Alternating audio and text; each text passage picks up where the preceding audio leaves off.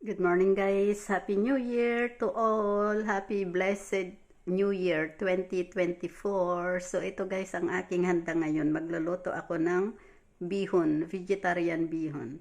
So ayan guys ang aking ingredients. Mayroon akong bean sprout, carrots, peas, fungus, and cabbage. At saka magluluto rin ako ng mushroom soup. Ito yung tinatawag na morel soup. Yung maliliit lang siya guys. Ayan. Tapos ngayon, nakapagpakulo na rin ako ng pork bone. Maglalagay din ako ng egg sa bihon. So, ayan guys. I-fry ko muna yan.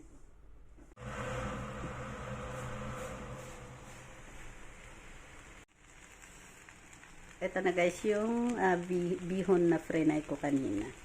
So, nakalimutan ko yan i-video yung simula ng akin pag-fry. Pero ang una kong ginawa dyan guys, niluto ko muna yung eggs.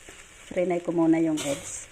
Saka ako nag-fry ng garlic para sa vegetables. Frinay ko muna yung vegetables. And then, frinay ko rin muna yung bihon para maganda yung pagkaluto niya. Yung bihon ay magiging parang tender.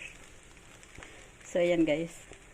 So, ang nilagay ko dyan ay yung oyster, vegetarian oyster sauce with white pepper. So, ayan guys. At saka kaunting soy sauce.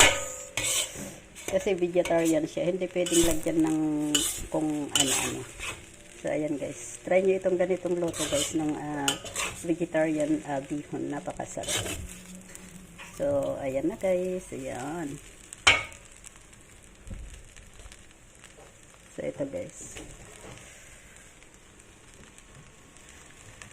Yan na yung vegetarian bihon.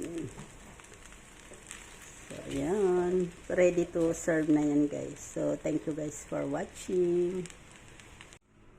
So, ito na guys. Luto na yung bihon. Pwede na nating i-serve. Maglalagay na ako sa isang lagayan. So, ayan.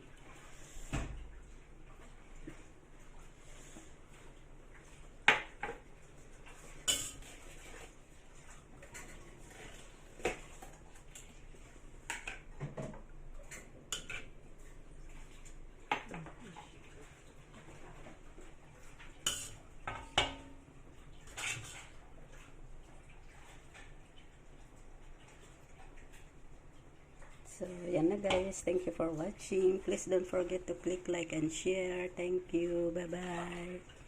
God bless.